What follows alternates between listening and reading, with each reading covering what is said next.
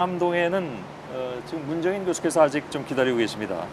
바로 연결해서 얘기를 궁금한 점을 한두 가지만 더 질문 드리고 보내드리도록 하겠습니다. 문정인 교수님 나와 계시죠? 네, 안녕하세요. 예. 자, 방금 ABC와의 단독 인터뷰 내용을 제가 지속적으로 전해드리고 있는데 눈에 띄는 것은 이제 며칠 내로 북한이 비핵화 작업에 대한 내용을 발표할 것이다라고 나오는데 어떤 수준의 내용이 나올 수가 있을까요? 글쎄요, 그게 예측하기는 상당히 어려울 것 같은데요. 하나는 예. 뭐 북한이 자기들이 갖고 있는 핵탄두와 핵물질 그리고 ICBM 같은 것에 대한 거의 그 내용들을 신고할 수 있다. 그걸 거의 발표할 수 있다는 것도 있을 수 있을 것이고요. 아니면은 정말 이번에 논의는 안 됐지만 그걸 트럼프 대통령은 그걸 프론트 로드라고 해서 그러니까 비핵화하는데 아예 처음에 뭐 핵탄두라든가 무슨 대륙간 탄도미사일 같은 걸 먼저 뭐 해외에 반출한다거나 이런 것들도 얘기가 됐었는데 그런 가능성도 배제할 수 없을 것 같고요. 그래서 제가 볼 때는 기본적으로 북한이 갖고 있는 핵미사일에 대한 신고와 그 사찰에 관한 내용들 그리고 검증에 관한 내용들에 대한 발표가 있지 않을까 이렇게 생각이 됩니다. 예. 자, 며칠 내로 발표가 있을 것이다라고 트럼프 미 대통령이 얘기한 것이 뭐 오늘 얘기한 것에서 나왔을 가능성도 있고 또 하나는 그동안의 실무회담이 뭐 굉장히 여러 차례 판문점과 이쪽에서 시행이 됐었는데 거기서 일정 부분 나왔을 가능성도 있겠죠? 물론이죠. 그러니까 그 트럼프 대통령이 아까 그 기자회견을 할 때 얘기를 한 게 그 폼페오 국무장관하고 그 북의 그 카운터파트들하고 상당히 아주 심층적인 토론을 많이 했다. 이런 걸 몇 번 강조를 했거든요.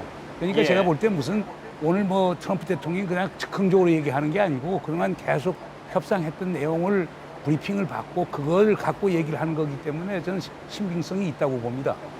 예. 그리고 조금 아까 제가 문정인 교수하고 말씀 나눌 때 한 가지 좀 빼놓고 말씀을 드렸는데 뭐 다른 전문가들하고도 얘기할 수 있으니까 빼긴 했습니다만은 지금 이제 가셔야 한다니까 이 부분만 마저 좀 질문을 드리고 보내드리겠습니다.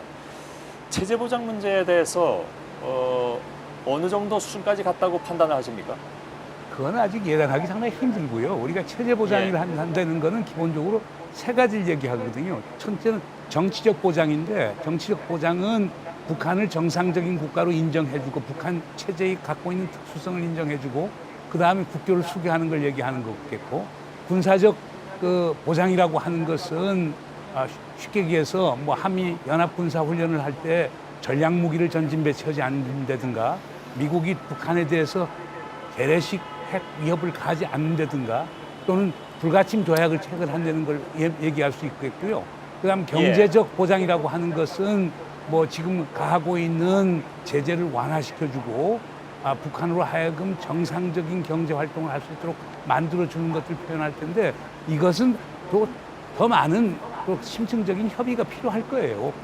예, 알겠습니다. 그리고 잠깐만 요거 좀 되돌려서 얘기하자면 한미연합훈련의 중단 문제 이건 뭐 지금 주한미군 사령부 쪽에서는 공식적으로 지침을 받은 바가 없다고 얘기하고 있습니다만 앞으로는 그 방향으로 갈 가능성이 무척 높아 보이는데 거기서 특히 아까 문재인 교수께서 지적하셨던 부분 다시 말하면 전략무기의 배치, 전략무기의 한반도 전개를 상당 부분 줄이거나 안 할 것이다라는 부분은 북한 쪽에는 굉장히 중요한 문제가 아닐까요? 다시 말하면 비원 폭격기가 한번 뜨면 북한은 뭐 굉장히 크게 긴장한다고 얘기도 듣고 그에 따른 대응 훈련 때문에 비용이 또 천문학적으로 들어가기 때문에 북쪽에서는 이 문제를 굉장히 중시했었던 것인데 이 부분을 트럼프 미 대통령이 어찌 보면 양보를 했다는 것은 뭐 본인의 필요도 있겠지만 그것은 다시 말하면 그 반대 국부로 북한이 내놔야 할 것도 있다는 얘기가 되지 않겠습니까?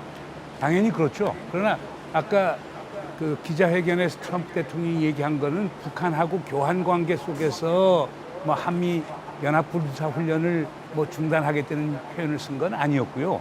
사실상 전략 무기를 전진 배치해서 한미 군사 훈련을 하다 보니까 돈이 많이 든다. 그래서 중단하겠다는 얘기를 한 거니까요. 그걸 북한하고 연결시키기는 상당히 어려울 것 같습니다. 그러나 하나 이번에 그 기자회견 하면서 하나 제가 상당히 저희 주목을 끌었던 거는 트럼프 대통령이 군사행동 불가론에 대해서 강력하게 얘기했다는 점이에요.